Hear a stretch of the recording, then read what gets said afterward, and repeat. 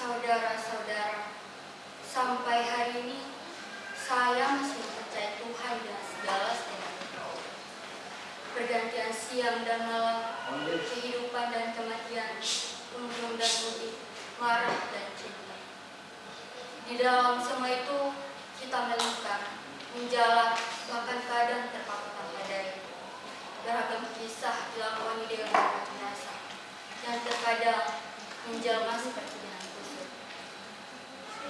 Dibutuhkan kesabaran untuk mengurainya, dan manakala kesabaran yang kita miliki kini kian menipis atau sama sekali sirna. Adakah orang lain akan datang menerapkan pertolongan pada kita, memberikan kesejukan pada pikiran, perasaan seperti dengan tusuk?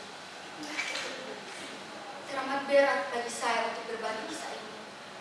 Kisah yang saya sebut sebagai episode Daud Karim.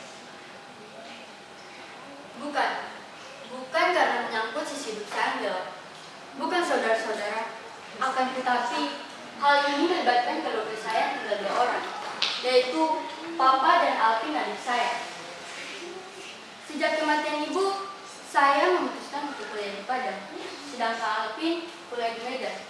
Sejak itulah Papa tinggal sendiri di kampung. Saya mengerti makna kesepian untuk orang seusia Papa. Maka dari itulah saya sering mengunjunginya tiap liburan. Tetapi saya kira pun Alvin begitu. Maka Medan dan kampung terbentang jarak yang sangat jauh. Maka ia hanya pulang dengan tiap liburan semester.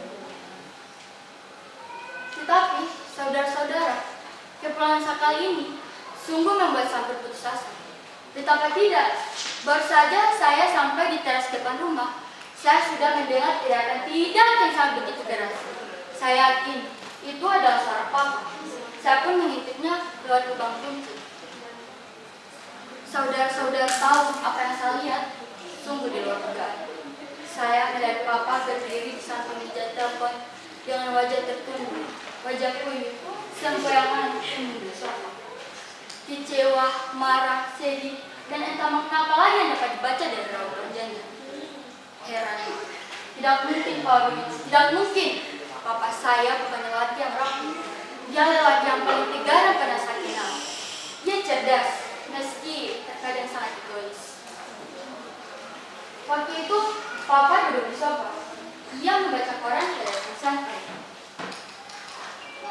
Oke, silakan Papa berburu babi. Tapi untuk membeli anjing, apalagi dengan harga 2 juta, saya tidak setuju. Itu haram, Pak. Hahaha. Jika tidak dibeli, Papa dapat anjing dari mana? Mana ada anjing kurap yang bisa berbagi? Atau anjing jadi yang dibagi-bagi secara gratis? Nah, membeli anjing itu tidak apa-apa, asal tujuannya baik. Tapi Tuhan tidak pernah mengamalkan sesuatu dari yang haram. Bukan Tuhan namanya kalau sekaku itu. Bukankah kamu pernah bilang ada ratu-ratu itu jelas? Apakah kondisi seperti itu sudah darurat? Menurutmu kondisi seperti itu sudah bukan darurat? Anjing tetaplah anjing, babi tetaplah babi, najis tetaplah najis, dan haram tetaplah haram. Tuhan itu cerdas nggak? Dia tidak akan menciptakan tanah kalau memang kita dilarang untuk menyentuh benda-benda najis. Bah, banyak sekali alasan Papa untuk membenarkan keinginan dari perbuatannya. Nah, saudara-saudara, bukankah apa yang saya saksikan tadi tidak masuk akal? Seseorang yang selama ini tertunduk lesu, sungguh tak masuk akal. Apalagi setelah itu saya melihat Papa menangis. Menangis? Papa menangis? Tiba-tiba saya dorong-dorong pintu yang ternyata tidak terkunci. Papa terkejut melihat kedatangan saya. Segera ia memburu saya, lalu memeluk saya dengan erat. Sungguh erat, saudara-saudara. Dalam pelukan saya, tangis Papa tiba-tiba tumpah. Saya jadi tipu. Setelah agak lama, saya mengajak Papa untuk duduk di sofa, dan Papa masih menangis dari situ.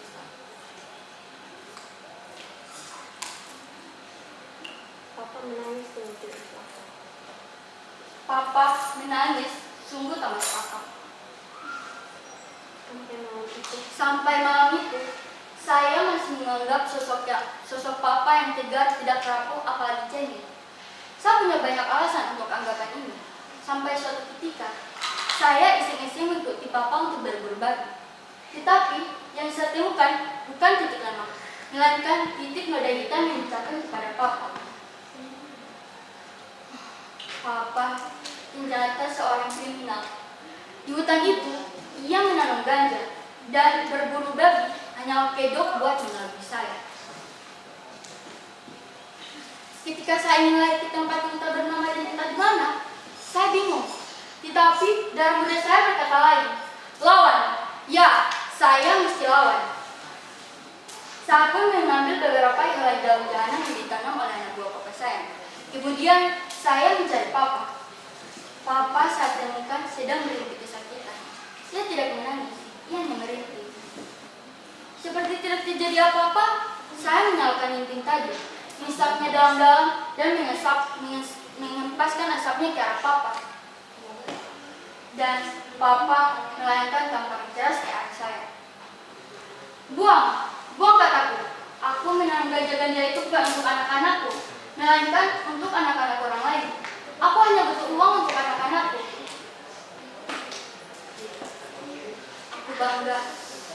Aku bangga jadi anak orang yang tidak membutuhkan anak orang lain. Aku bangga Pak.